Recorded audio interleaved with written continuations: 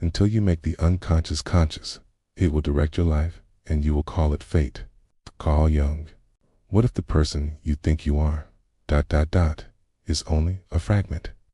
What if your habits, your insecurities, your desires, even the faces you're drawn to in a crowd, weren't entirely your own choices, but echoes of ancient, inherited patterns, hidden scripts that live inside you? What if you're not just you, but the carrier of thousands of years of myth, instinct, and symbol, dressed in modern clothes? This is not just philosophy. This is psychology. And at the heart of it is one of the most misunderstood, yet deeply profound thinkers of the last century, Carl Jung, a man who dared to look beyond clinical symptoms and into the symbolic soul of humanity. A man who gave us the language of the archetypes. If Freud gave us the unconscious as a basement of repressed urges, Jung opened a cathedral in its place, echoing with gods, goddesses, heroes, shadows, wise old men, and wounded children. His theory of archetypes isn't just academic theory. It's a mirror, one that reflects the characters inside us, the personas we wear, the battles we fight, the lovers we chase, and the dreams we dream. And here's why it still matters. Because in today's hyper-individualistic culture, where we're told to be ourselves without ever being taught who or what that self is, Jung's work offers something few other systems do: a roadmap to the inner world, a key to understanding the stories we're unconsciously playing out. Archetypes don't just live in ancient myths, they live in Netflix scripts, in job interviews, in your childhood wounds, in your romantic patterns, And if you don't know which one you're acting out, then you're just a puppet pulled by invisible strings. Historically, this isn't new. Ancient cultures always had stories to explain human behavior. Greek tragedy, Hindu epics, Sufi parables, and Norse sagas. They knew that human nature wasn't just random, it was archetypal, recurring, symbolic. We didn't invent the hero's journey, we inherited it. It lives inside us. In this video, we're going to explore what Jung really meant by archetypes. Not just the textbook definitions, but the living psychological truths behind them. So we'll travel from ancient myths to modern neurology, from shadow work to superhero movies. We'll see how these inner figures guide us, sabotage us, and, when brought into the light, can lead us toward true individuation, toward becoming who we truly are.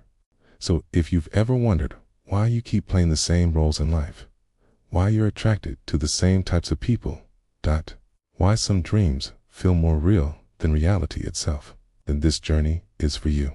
This is not about diagnosing you, it's about awakening you. Welcome to the world behind your eyes. To understand Jung's archetypes, we must first understand what he was trying to do. Jung wasn't merely inventing a new psychological theory. He was trying to heal something ancient, the soul of the West. He believed that modernity had stripped people of their connection to meaning, to myth, to spirit. He looked around at the mechanized, war-torn 20th century and saw deep sickness, people who no longer knew who they were. And yet, Jung noticed something strange. His patients' dreams were full of symbols: snakes, mothers, kings, dragons, caves, storms. Things that didn't always make sense to the conscious mind, but which carried a deep emotional charge. These weren't personal memories. They were ancient patterns, what Jung would later call archetypes of the collective unconscious. But let's pause and define it clearly. What is an archetype? An archetype, according to Jung, is a universal, primordial image, a psychological blueprint or pattern that exists across time, culture, and geography. They're not inherited memories or images per se, but tendencies to form certain symbolic ideas and behaviors. Think of them like gravitational fields, invisible, but shaping everything around them. Examples: the mother, the hero, the shadow, the trickster, the wise old man, the lover, the outcast, the child. These figures aren't just found in fairy tales. They live in your favorite movies, your childhood games, your fears, and your fantasies. And they've been with us long before Freud or Jung, embedded in the bones of human storytelling. Let's travel back. In ancient Greece, philosophers like Plato spoke of eternal forms, perfect, visible templates of all things, of which reality was only an imitation. Jung's archetypes bear an eerie resemblance. They are the invisible forms of the psyche, not fully knowable, but eternally influential. In Hindu cosmology, there are deities and avatars that embody aspects of human nature. Shiva as the destroyer, Vishnu as the preserver, Kali as chaos and transformation. These are not just gods, they are archetypes in divine form. The same goes for the Norse pantheon, Egyptian mythology, or Native American spirit animals. All offer psychological functions and forces symbolized through myth. The Bible, too, is steeped in archetypes. The prodigal son, the serpent in the garden, the flood and rebirth, the sacrifice of the innocent. These are not just religious teachings. They are symbolic stories of the soul's evolution. The Sufis, Islamic mystics, often spoke in metaphors. The beloved, the veil, the wine of love. Spiritual archetypes cloaked in poetic language, offering a mirror for the inner journey. Jung was not trying to invent something new. He was remembering something ancient, something humanity had always known, but had forgotten in the age of reason. He observed that the human psyche wasn't a blank slate, nor merely a product of personal experience. It was shaped by a collective unconscious, a deep, inherited layer of the mind shared by all humans. This collective unconscious housed the archetypes, universal tendencies that emerged in dreams, art, religion, and behavior. Jung's great breakthrough was to map these patterns. He called them psychic organs, just as real as physical ones. Just as all humans are born with lungs and kidneys, Jung believed all humans are born with archetypes, inner structures that guide our development. And these archetypes evolve through stories. Think of the hero's journey, a term later developed by Joseph Campbell, but heavily inspired by Jung. The hero leaves home, faces trials, encounters mentors and enemies, dies metaphorically, and returns transformed. This isn't just a story structure, it's an archetypal path, one that every person walks in their own way, in relationships, careers, even in battling depression or finding purpose. And yet, archetypes don't exist in isolation. They appear as pairs, polarities, and dynamics. The hero must confront the shadow. The mother has both the nurturing and the devouring face. The trickster plays both fool and sage. This is why Jung never saw archetypes as good or bad. Each has light and shadow. Each must be integrated, not suppressed. Historically, societies used rituals, myths, and rites of passage to help people integrate their archetypal energies. Boys would be initiated into manhood through ordeal. Embodying the hero, girls were guided into womanhood through elder wisdom, embracing the nurturing and creative mother. Commons would enter altered states to meet the trickster or descend into the underworld, a symbolic death and rebirth. These weren't superstitions. They were psychological technologies, ways of preparing the soul for life. Modern society has largely abandoned these. We replaced myth with marketing, initiation with entertainment, depth with distraction, and so many wander today without a map. Men chase dominance, not knowing they're playing the distorted hero. Women lose themselves in others, unaware they're stuck in the overactive caregiver. People hide from conflict, never meeting their shadow. This is why Jung's work is not only relevant, it is urgent. Understanding archetypes is not about believing in gods or fairy tales. It's about learning the ancient language of the psyche, a language we still speak unconsciously in every decision, every relationship, every dream. Because when you begin to see the archetype behind a mask, you begin to understand yourself. We live in an age of therapy, diagnostics, and self-improvement. Everyone is looking for labels to define their wounds, attachment styles, love languages, personality types, and yet something deeper still eludes us. We may know our Myers-Briggs letters or our trauma history, but we don't always know the story we're living out, the story we were unconsciously cast in. And this is precisely where Jung's archetypes take us further than diagnosis ever could. Jung didn't see the psyche as a machine to be fixed. He saw it as a mystery to be revealed, layered, symbolic, unfolding like a myth. And to understand ourselves, he believed we had to meet the characters within us, not judge them, not suppress them, but recognize them as ancient forces, alive, symbolic, and waiting to be understood. Let's start with a few of the most prominent archetypes and how they show up in everyday life. 1. The persona. The persona is the mask we wear, the version of ourselves we present to the world. It's how we survive social situations, fit in, win approval. But over time, we can confuse the mask with our true self. A man may become the strong, silent type, never allowed to cry. A woman may become the caretaker, always nurturing, but never receiving. The danger is when we believe that's all we are. Jung warned, the persona is only a mask, okay? Behind the mask is the hidden truth of the self. 2. The shadow. K. The shadow is everything we reject, repress, or refuse to admit about ourselves. K. It contains the anger we hide, the envy we suppress, the selfishness we judge. But here's the paradox. The shadow isn't just darkness. It also contains power, creativity, and instinct. Okay.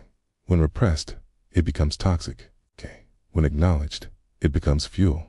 Why do people lash out under pressure? Why do good people suddenly collapse into rage, addiction, or sabotage? Often, it's because their shadow was never integrated. Okay. Shadow work isn't easy, but it's one of the most liberating paths to wholeness. Okay. As Jung wrote, one does not become enlightened by imagining figures of light, but by making the darkness conscious. 3. The Anima and Animus. Then each man lives his feminine soul, the Anima. Within each woman lives her masculine spirit, the Animus. These inner opposites affect how we relate to others, especially in love. A man disconnected from his Anima may fear emotion or project unrealistic expectations onto women. A woman disconnected from her Animus may doubt her own authority or project inner power onto men. Romantic relationships often awaken these inner figures, but instead of seeing our partner clearly, we project our inner image onto them, the fantasy, the savior, the perfect other. Jung warned that without awareness, these projections turn love into obsession and disappointment. The hero. The hero is the part of us that longs to overcome, to conquer weakness, face challenges, and bring back the treasure. It's the drive behind ambition, courage, discipline. But the hero has a flaw. He fears vulnerability. He wants to slay dragons, but avoids inner wounds. Modern culture glorifies this archetype. Hustle culture, gym culture, okay, the grind set. But without balance, the hero becomes burnt out, isolated, or tyrannical. True heroism, Jung believed, isn't about conquering the world. It's about conquering yourself. 5. The wise old man-woman. This archetype is the inner guide, the one who sees beyond ego and time, shows up in dreams as a mentor, a mystical figure, or a sudden insight. In real life, we meet this archetype in moments of deep clarity, when something inside us whispers, "This is the way." We also meet it in elders who carry depth, not just knowledge. But to access the wise one, we must often go through pain, through the forest of confusion, the dark night of the soul. Only then do we meet the voice that's been quietly waiting. Now, what makes Jung's model so powerful even today is how it bridges two worlds, modern science and ancient wisdom. In modern psychology, especially in narrative therapy and internal family systems, IFS, we now acknowledge that people are made up of parts, inner voices, or subpersonalities with different roles. The critic, the inner child, the protector. Sound familiar? It's essentially a secular version of Jung's K-types. Even neuroscientific studies show that the brain behaves differently under symbolic stimulation. When people reflect on a symbolic dream or myth, their default mode network, the part associated with self-reflection, lights up, meaning our brains are wired for narrative, not just logic.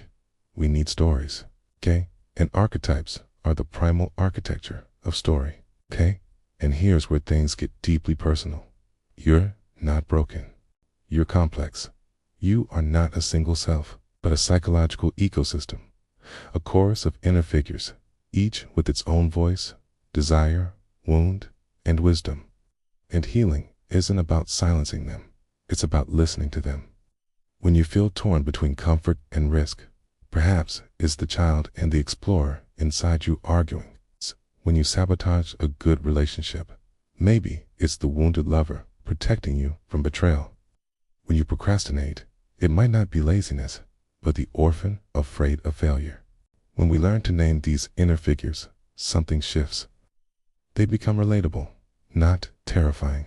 They become teachers, not enemies. And that's what Jung meant by individuation, the lifelong process of becoming whole, not perfect, not pure, but whole. Good a world obsessed with quick fixes. Jung asks us to slow down, to go inward, okay? To meet the myths living inside us, and maybe, just maybe, the parts of ourselves we've been running from, the anger, the fear, the strange dreams, aren't there to hurt us. They're there to wake us up. When we fail to understand the archetypes within us, when we ignore them, repress them, or act them out blindly, the cost is not just theoretical, it's deeply personal. We feel the effects in our relationships, in our identities, in our work, and in the haunting sense that something is missing, that we are somehow off script from the life we were meant to live. Let's begin with a quiet truth most people never say out loud. Much of our suffering comes not from what happens to us, but from the stories we're unconsciously trapped inside. You may think you're just bad at relationships, but perhaps you're unconsciously stuck in the wounded child, seeking a savior, fearing abandonment, projecting old pain onto new partners. You may think you're unmotivated, but maybe your orphan archetype was never taught to believe that dreams are safe. Maybe you wear the mask of the caregiver, always serving others, because somewhere deep inside, you learned love had to be earned. These archetypes don't whisper in our ears, okay? They pull at our lives, shaping our reactions, our emotional triggers, our fears of being seen, okay? Our inability to set boundaries. And when left unconscious, they don't just limit us, they sabotage us. One of the most dangerous consequences of ignoring our inner archetypes is the inflation of the persona. The false self we perform to survive. It's a career-focused overachiever who secretly feels hollow. The spiritual healer who cannot sit with her own pain. It's a tough guy who can't admit when he's afraid. The persona is a useful mask in society, but when we over-identify with it, we disconnect from the self. Hey, nothing burns a person out faster than trying to sustain a life that isn't aligned with who they truly are. Let's talk about relationships, the most fertile ground for archetypal conflict. Romantic love often activates the anima or animus, the inner image of the ideal other. But when we confuse that image for the actual person, love becomes projection. We don't see them. We see our unfinished business, our fantasies, our unmet needs. And when they fail to play the role, the savior, the muse, the father, the seductress, we blame them. But in truth, the disappointment comes from within, because we were loving the archetype, not the individual. This is why Jung believed that true love begins when the projection ends. We stop expecting the other to complete the myth and start relating soul to soul. Now, consider the shadow, that dark twin we all carry. People who repress their shadow, who refuse to acknowledge their anger, envy, lust, or hunger for control, often become moralistic, rigid, or emotionally volatile. They live in fear of being bad and project their darkness onto others. It's never them who's angry. It's always the toxic boss, the jealous friend, the unfair world. And yet, the more we deny the shadow, the more it leaks out. In passive aggression, in bitterness, in self-sabotage. Entire political movements, religious crusades, and genocides have been fueled by collective shadow projections. When a group disowns its darkness and casts it onto an enemy. Jung saw this clearly during World War II, calling Nazism a psychic possession, a society overtaken by archetypal forces, gone unchecked. But this isn't just about society, it's personal. When we deny our shadow, we deny our wholeness. We stay trapped in the good girl, the nice guy, the rational thinker, and wonder why we feel lifeless, unfulfilled, or numb. Because what we repress doesn't disappear. It waits. It waits in the dreams we forget, in the addictions we justify, in the fights that escalate out of nowhere, in the voice inside that says, "This isn't who I really am." There's also the consequence of never answering the call of the hero, never beginning the journey of growth. Many people live out their lives in quiet despair, never confronting their fear, never testing their courage, not because they are weak, but because no one ever told them they were the hero, that their pain had purpose, that the dragon was inside, and that the treasure they sought was their own soul. Jung believed that each of us is on the path of individuation, a word that doesn't mean becoming individualistic, but rather becoming undivided, whole, integrated, alive. And yet, most of us are stuck in fragments. We're split between the mask and the truth, between the wound and the armor, between who we think we should be, and who we really are. Here's what happens when we don't explore our archetypes. We confuse role for identity. We project our unlived potential onto celebrities, spiritual leaders, or romantic partners. We chase validation instead of meaning. We fear our darkness and therefore fear our own power. We repeat patterns for decades without knowing why. And worst of all, we miss the sacredness of our own story. Because the real tragedy isn't that we suffer. It's that we suffer without understanding. In myth, when the hero refuses the call to adventure, the world darkens. Crops die. The people suffer. The inner kingdom remains in exile. This isn't just a metaphor. It's psychology. When you refuse your journey, your inner world suffers. You become smaller than you were meant to be. But the good news is this. The archetypes don't disappear. They wait. They wait in the symbols that keep REAPPEARING. In the dreams that won't leave you alone. In the repeated patterns you're tired of living out. They wait for you to listen. Carl Jung didn't believe in escaping the psyche. He believed in befriending it. He knew the journey inward wasn't easy, but it was sacred.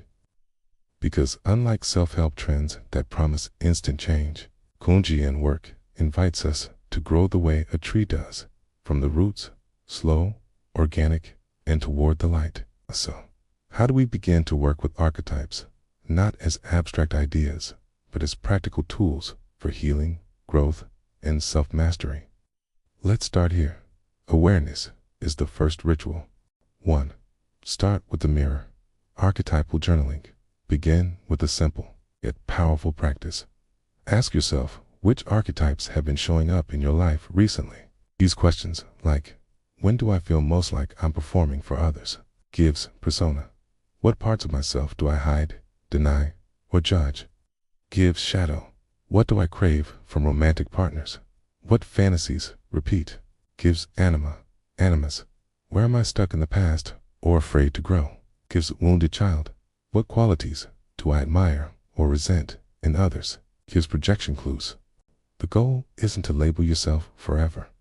It's to begin a dialogue with your inner world. When we name an archetype, we stop being possessed by it and start learning from it. As Jung said, we are not what happens to us. We are who we choose to become through what happens to us. It's to meditate with symbols. Let the archetypes speak. Jung often used active imagination, a form of waking meditation where the unconscious is invited to speak in images. You can do this by sitting quietly, closing your eyes, and asking, which part of me needs to be seen right now? Let a symbol, image, or character appear. It could be a wolf, a child, a storm, a woman in red. Don't analyze too quickly. Let it unfold. Ask it questions. What does it want? What is it trying to protect you from? This is not fantasy. It's inner communication, the soul's language. Over time, these images become psychological allies, not enemies. 3. Dialogues with the self. 2. Voice journaling. Write a conversation between two archetypes within you. For example, the hero and the wounded child, the caregiver and the shadow, the persona and the authentic self. Let them argue. Let them reveal their fears. You'll be shocked at how wise, irrational, or emotional they sound, because they are you, but different parts of you, each with a purpose. Doing this regularly builds inner clarity, emotional regulation, and compassion for yourself. 4. Rituals and symbols. Anchor the inner work. Throughout history, humans used ritual to mark transitions, from childhood to adulthood, from grief to healing, from ignorance to awareness. Today, we've lost most of that, but you can bring it back in small ways. Burn a letter to your past self and bury the ashes. Use symbolic shadow release. Wear a ring or necklace that represents a new archetype you're stepping into. Light a candle and speak to your inner wise one in moments of confusion. Choose a tarot card or mythological figure to represent the archetype you're exploring, not as superstition, but as a mirror of the psyche. When you anchor symbolic change with physical ritual, it lands in the nervous system. The body remembers. Educate your psyche. Feed it meaning. The archetype of mind thrives on story.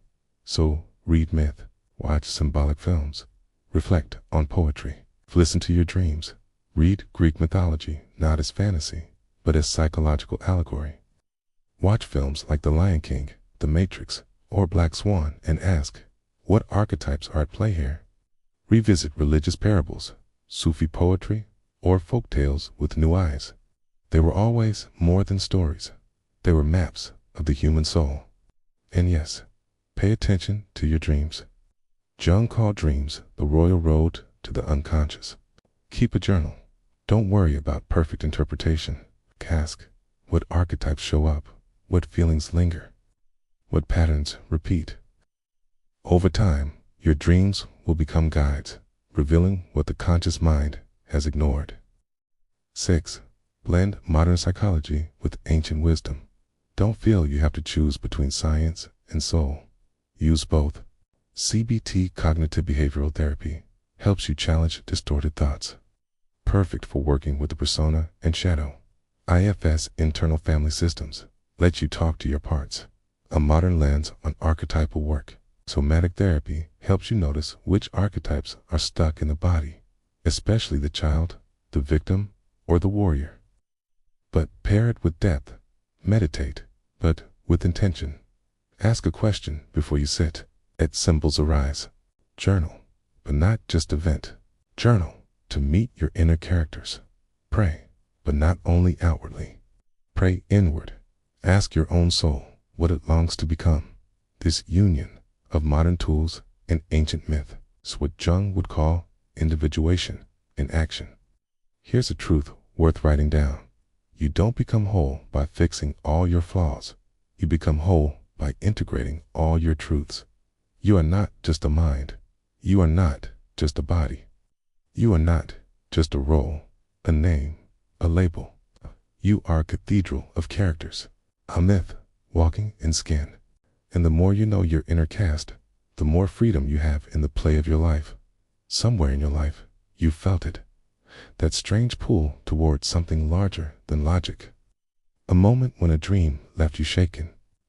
A movie that stirred something ancient in you. A silence that felt more truthful than any advice. A longing to become more than your past. To step into something truer than what the world expects of you. That was not coincidence. That was the self calling you home. Carl Jung believed that each of us carries within us a seed, a wholeness we were born with, but which gets buried under masks, trauma, culture, and fear. That seed is what he called the self, the totality of who we are and who we could be. In the journey of life, he said, is not to become someone else, but to return to that inner wholeness by integrating all the parts of ourselves we've forgotten, feared, or rejected. The archetypes are not just psychological tools. They are the language of the soul. They are the faces your inner world wears to speak to you, not in logic, but in symbol. And if you listen closely, they will tell you where you are on your path. If the child is crying out, perhaps it's time to grieve what was lost. If the warrior is restless, maybe you're being called to protect your boundaries. If the shadow is looming, maybe there's truth you've been too afraid to face. If the wise one is silent, maybe you've drowned it out with noise. If the lover is aching, maybe your heart has more to teach than your mind. To walk the path of individuation, of becoming whole, is not to get rid of your flaws. It is to meet your entire self with compassion, to see your life as a sacred narrative unfolding. You are not behind. You are not broken. You are not too late. You are precisely where the story must begin, with awareness. The truth is, the world outside will always try to define you. Algorithms, schools, family systems, even your fears, they all shape a version of you that may win approval, but not freedom. But the archetypes, they don't ask for approval. They ask for honesty. They ask you to feel. They ask you to remember the ancient in you, because you are not just an individual. You are a vessel of myth, a living story of humanity.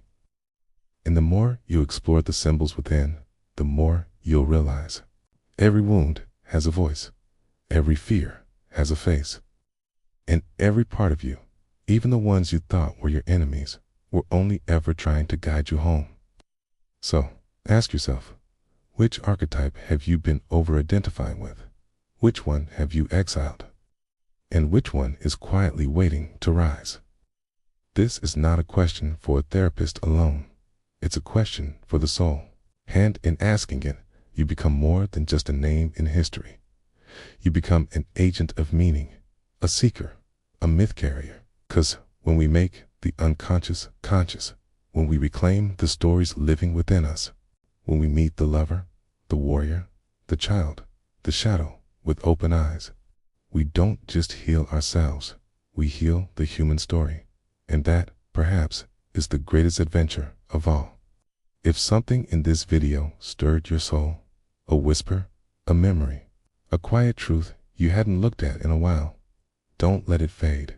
This isn't just a video to be watched. It's an invitation to stop running from yourself, to begin listening to the deeper rhythms of your inner world. Because no one teaches us how to become whole. Most of us are taught how to perform, how to succeed, how to be liked, how to fit in. But Jung didn't believe life was about fitting in. He believed it was about becoming real, and that becoming real requires courage, discomfort, and honesty. And sometimes it's just the right kind of question at just the right time. That's what this channel is for.